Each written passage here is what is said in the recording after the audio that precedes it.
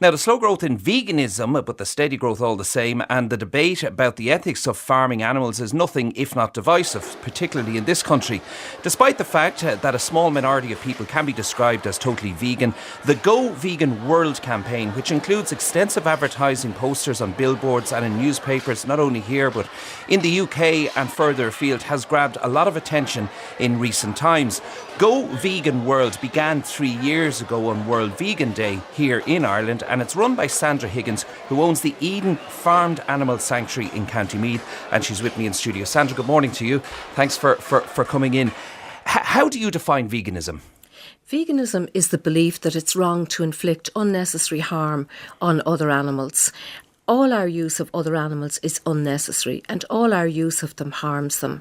So it's just a belief system based on on rational facts, and it translates into vegans not using other animals for any reason. We use plant alternatives.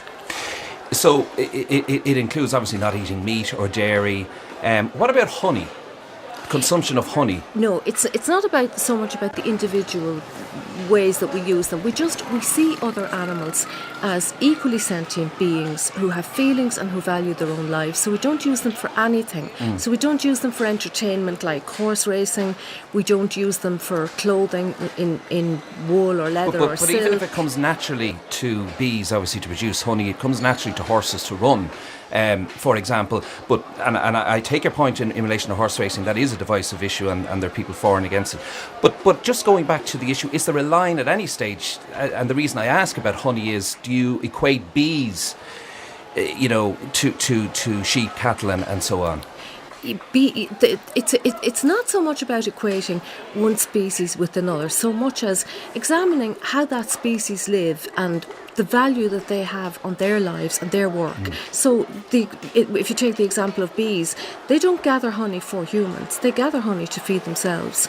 We feed them, we take their honey from them and we harm them in the process, and we feed them a poor sugar substitute. So we have no need to eat honey. Well, actually, beekeeping, they say, actually helps maintain the bee population. Which is under pressure, as we know internationally, from extinction. So it works the other way in that regard. You see, other animals live for their own reasons. They don't live to serve humans. So bees certainly pollinate, but we don't have to keep them or control them in order for them to survive. We have this, we believe in this myth that humans are superior to other animals and that we have a right to control the natural world. We don't have that right, and the natural world is beginning to fight back and show us very clearly that we don't have that right. So, in the modern world, avoiding contact with animal-related products, be it food, be it cosmetics, medicine, leather, clothes, it would seem rather impractical. So, for those that disagree with livestock farming, of which there are many, is vegetarianism not a more practical way of showing your displeasure to the way animals are treated on farms? Well, in your interpretation. I'll address your first point first. If veganism is entirely practical, not only is it entirely practical, it's practical, it's the only way forward for the world. So we who are living as vegans don't find it difficult. We find it very easy. It's just a small change in our behaviour. It's just about becoming aware. But are you offended going into a supermarket to do your shopping and the person in front of you purchasing meat and dairy? Yes, I'm offended in general by our use of other animals, but I remember that I was one of those people before I became aware of the facts. So to answer your second question about vegetarianism, veganism avoids exploiting other animals based on the scientific fact that they are sentient. Vegetarianism avoids animal flesh. But vegetarians use other animals, so they wear their clothing, they buy products that were tested on them, and primarily they consume eggs and dairy. And some of the worst forms of exploitation of other animals are in the egg and dairy industries. So vegetarianism is quite illogical, because you'll find vegetarians objecting to, say, something like foie gras, but the geese who are used for foie gras and the ducks feel the same and have the same interest in their lives and the same physical and emotional emotional feelings, as the geese who are used, for instance, to have feathers plucked from them to make duvets and jackets, when we can just as easily use a plant alternative to those products. I saw you on Clareborn Live maybe last year where you were talking about, animals and the animals on your farm as almost in the terms as the way most of us talk about other people. You talk about somebody, someone when you're talking about an animal in that regard, and that the rest of us practice speciesism, which is what you don't practice. In other words, that there's no barrier there. Now, I don't want to sound facetious, but I'm just trying to find, is there a line here at all in terms of you can love animals? Can you, as a vegan, is there anything to stop you falling in love with an animal? Now, as I said, I'm not being smart in that regard. I just want to know, where is the line in when you talk about the care and the treatment and the equality of humans and other animals? As you said, the problem is speciesism. I grew up as a speciesist. I still struggle against my own speciesism. Speciesism is the notion that other animals exist for our benefit, and that we can do what we like to them because they're not one of us, and because they're different to us, we can exploit them.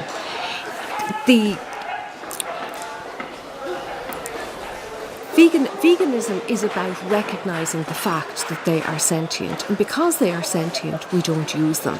That's the bottom line here. But do you consider the animals in your sanctuary as part of your family? It's not about falling in love with them. It's about respecting the fact that they are sentient and not using them. Now, we're all very familiar with falling in love with a cat or dog in our homes. But the animals that we use, the pigs and chickens and fishes and cows that we use, are the very same as those cats and dogs. And if we did to cats and dogs what we do to farmed animals, there would be an outrage. But it's time that we examined beneath the surface and look. I saw on social media yesterday, on your own Facebook page, you had a warning that there were dead animals in one of the scenes. But we're being flogged dead sentient animals every day of the week. I grew up eating them. We all did. Right, okay. I know you've travelled a lot abroad to promote your campaign. You're just back, I think you were in Canada while the rest of us were suffering here with the snow. I want to play a clip from a presentation that you gave to a small group in Canada in recent times. Ireland thrives on its image as an island populated by farm families who lovingly tend to the animals in their care. Animal agriculture is regarded as the backbone of a strong economy, the well-being of which is an essential component of Ireland's aim of feeding the world. It's very easy to fool consumers into believing that what they're buying is harmless. In fact, packaging in Ireland only needs to carry an Irish label for consumers to feel confident that not only are they spending their money in an ethical manner, but they're actually doing something good to help other animals. Those who profit from them are portrayed as caring for them as affectionately as they would their own children. But scratch beneath the surface, and the reality is quite different. Despite its portrayal as an idyllic place for farmed animals, and the people who profit from them as caring animal lovers, Ireland is a terrible place to be if you're not human. Ireland is 142 times smaller than Canada, and this tiny island, with a human population of only 5 million, punches way above its weight in terms of animal exploitation. It's the largest exporter of bovine flesh in the Northern Hemisphere, outstripping the US, Canada and Mexico. Now, that was in Canada. And Sandra, I have to say, you're doing Irish farmers a huge disservice by talking in such broad brush terms there and sending those people away with an image of Ireland that is completely untrue. To sort of equate the compliant, decent, hard-working farmers in Ireland who go about doing their job to the letter of the law, as set down by the EU, to kind of give the impression that they are cruel and barbaric. It's very irresponsible, I would have thought. I didn't mention the word cruelty or barbaric anywhere. No, you didn't, but certainly you could derive from what you're saying that it's a terrible place and that the caring image, it's far from the reality. You don't know what sort of an image those people that were there, and there weren't too many of them, I admit, but they take away this image which is portrayed on social media by hardcore vegans of barbaric acts that go on in other countries, not in Ireland, but it's equated to farming in Ireland, which is very, very unfair. Would you agree with that? Go Vegan World never shows barbaric breaches of animal welfare legislation. It shows standard practice that falls well within the bounds of what we call the highest welfare legislation in the world. The point that Go Vegan World made in that lecture, as it has done consistently since its inception, is that we don't have the right to use other animals. But why use Ireland as an example when, farming is farming all over the world, and there are different standards apply, and a lot really poor standards apply in a lot of countries outside the EU. It's very unfair, your native country, to go abroad and paint this image of Irish farming as something that it frankly isn't. Ireland is a wonderful example because it epitomises the humane myth. There's nothing humane about breeding equally sentient beings into this world to end their lives brutally in a slaughterhouse. But what it does, it leads to online attacks on farmers, and there have been many examples, we've highlighted it here before, farmers being called rapists and murderers. Now, do you condone that sort of behaviour online from supporters of your campaign? Well, Damien, you told me that you watched the lecture in Canada, yes. So you would have heard my views on that. No, I do not agree with attacking anybody. Go Vegan World is fully supportive of farmers. Look, it's time that we stopped attacking the messenger here. This is a problem that we've inherited. We're all in this together. The fodder crisis is illustrative of the problem that we're in at the moment. Ireland is one of the highest causes of greenhouse gas emissions from animal agriculture. Well, the issue of the environment and diet as a result of going vegan, we won't touch on today because that's debatable as well in a lot of cases. Well, in some cases, particularly in relation to diet. But I just want to concentrate back on the practicality. What is the utopian roadmap here? Is there a date by which you believe we should have no farmed animals? Is there a plan here for Go Vegan World to convert us all to be vegan? Go Vegan World doesn't convert people. It provides scientific information that's evidence-based so that people can make an informed choice. My view is that we shouldn't be using other animals at all right now. Go Vegan World talks about all animal use, not just animal agriculture. It also takes account of intersectional rights.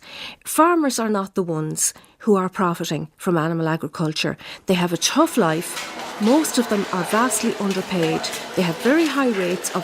They're providing a service. They're in the supply-demand business as well. And Go Vegan World addresses the consumers, not farmers. It addresses consumers so that they know what they're paying for. So vegans online, if I use that broad, should not be attacking farmers and calling them murderers and rapists. You agree with that? No, they shouldn't. And it's a pity that actually should happen. In the utopian world, what use are farm animals? I mean, if they were allowed run wild, if tomorrow there was legislation brought in to ban farming, how would this actually happen? Would it be the gradual extinction of cattle and sheep, for example, that you would support? Or would you allow them to run wild and deal with the elements thereafter, which would be virtually impossible without having some sort of tendering care from farmers? Well, it's useful to look at where they came from. They were wild when we captured them and first domesticated them a very short time ago in the period of our human evolution. 10,000 years ago. Yes, very short.